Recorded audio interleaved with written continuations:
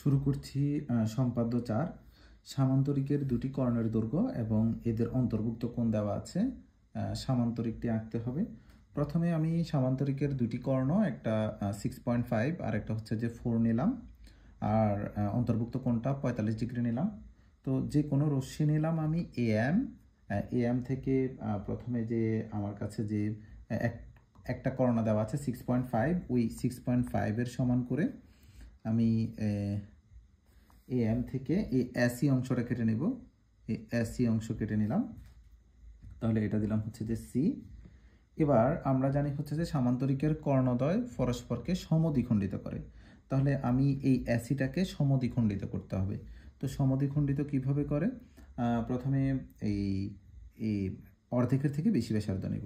অর্ধেকের থেকে বেশি ব্যাসার্ধ নিয়ে এই এসি এর এ পাশে একটা বৃত্তচাপ, আবার সেম এখানে বৃত্তচাপ, আবার এ পাশেও বৃত্তচাপ নেব, আবার এ থেকে এই বৃত্তচাপটা আবার যোগ করব। তাহলে আমি এই দুটা বৃত্তচাপ যদি সংযোগ করি তাহলে এই এসি এর মধ্যবিন্দুটা পেয়ে যাব। অর্থাৎ আমি ধরে নিলাম এখানে। এবার আমি এই যে কর্ণদ্বয়ের অন্তর্ভুক্ত কোণ দেওয়া আছে, তাহলে আমি ধরে নিলাম এই যে মধ্যবিন্দুটা, এই মধ্যবিন্দুটার নাম দিলাম আমি ও বিন্দু দিলাম। এবার আমি এই ও বিন্দুতে এই 45 ডিগ্রি কোণ আঁকবো, কারণ কর্ণদ্বয়ের মধ্যবর্তী কোণটা দেওয়া আছে। তাহলে আমি এই ও বিন্দুতে 45 ডিগ্রি কোণের মাপটা নিচ্ছি। তাহলে এটা এই ও বিন্দুতে এঁকে দিব। ও বিন্দুতে এঁকে দিচ্ছি, ও বিন্দুতে এঁকে দিচ্ছি, এখানে বসাবো।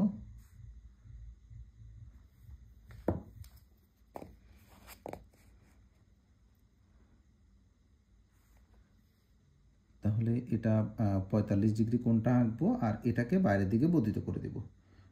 তাহলে বাইরের দিকে বর্ধিত করব। এই 45 ডিগ্রি কোণটার নাম দিলাম আমি ওপি। তাহলে এই ওপিকে কিউ পর্যন্ত বর্ধিত করলাম। এবার আমরা জানি কর্ণদ্বয় পরস্পরকে সমদ্বিখণ্ডিত করে, তাহলে কর্ণের এক খণ্ড হবে এখানে, আরেক খণ্ড এখানে। এই যে 4 সেন্টিমিটার দেওয়া আছে, তাহলে এটাকে সমান দুটি খণ্ডে বিভক্ত করতে হবে। বিভক্ত করতে হলে অর্ধেকের থেকে একটু বেশি ব্যাসার্ধ নিব। বেশি ব্যাসার্ধ নিয়ে এদিকে একটা বৃত্তচাপ, সেম এখানে একটা বৃত্তচাপ। এবার এখান থেকে এই বৃত্তচাপটা যোগ করব, এখান থেকে এটা যোগ করব। এরপরে এই বৃত্তচাপ দুটা এখানে মিলিত হওয়ার কথা। তাহলে এই এতটুকু অংশ হচ্ছে যে এই যে 4 সেন্টিমিটারের অর্ধেক। তাহলে আমি এই 4 সেন্টিমিটারের অর্ধেকটা নিব। অর্ধেকটা নিয়ে এই ও বিন্দু থেকে এ পাশে একটু অংশ কাটবো, আর বাকি অর্ধেকটা আমি এ পাশে কাটবো। তাহলে এটা কিন্তু পুরো কর্ণ হয়ে গেল। এবার আমি ধরে নিলাম হচ্ছে যে এই যে এ পাশে যে অংশটা কাটলাম সেটা হচ্ছে যে ওবি, আর এ পাশে যে অংশটা কাটলাম সেটা হচ্ছে যে ওডি। এবার আমি এই এ কমা বি আর বি কমা সি,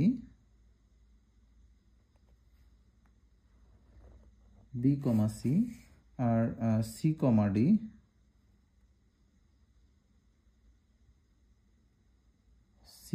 ডি, আর এ কমা ডি যোগ করব।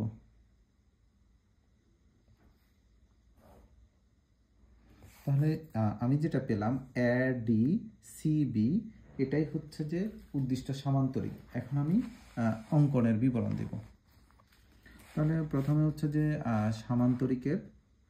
সামান্তরিকের দুটি কর্ণ,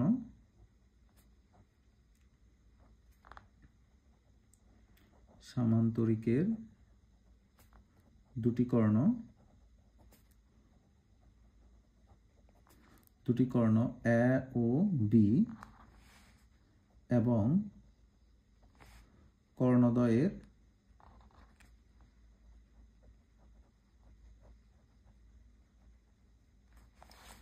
অন্তর্ভুক্ত কোণ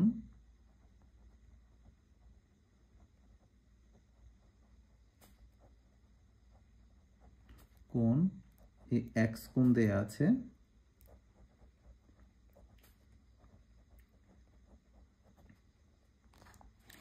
সামান্তরিকটা আঁকতে হবে।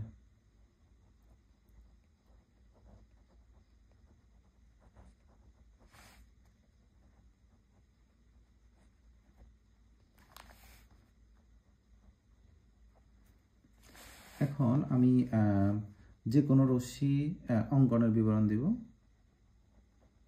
অঙ্কন, আমি প্রথমে যে কোনো রশ্মি এম নিয়েছিলাম, যে কোনো রশ্মি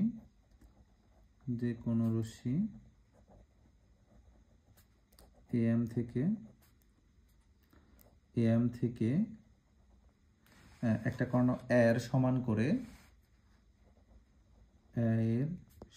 করে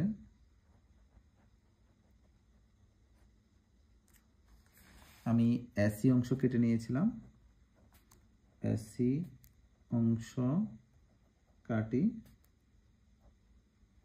কেটে নিই।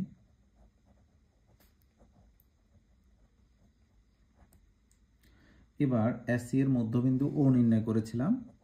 এসি এর মধ্যবিন্দু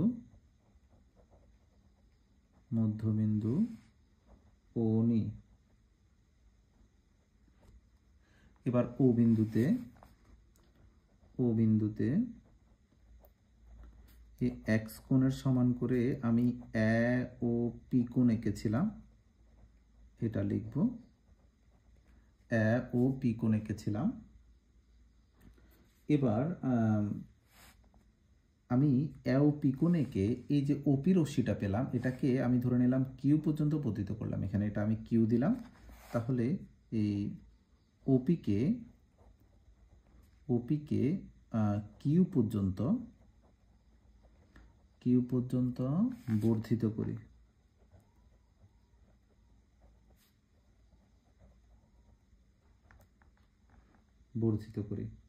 এবার অপর কর্ণের অর্ধেক,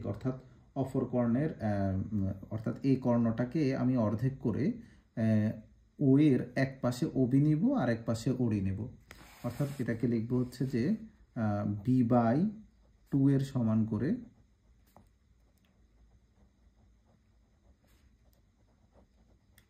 করে এই ওবি ও ওডি অংশ কাটি।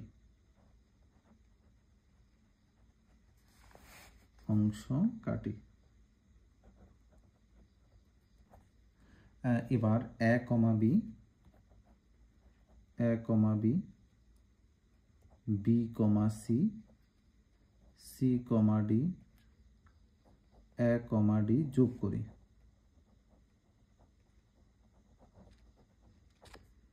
তাহলে A B C D E উদ্দিষ্ট সামান্তরিক। A B C D E উদ্দিষ্ট সামান্তরিক।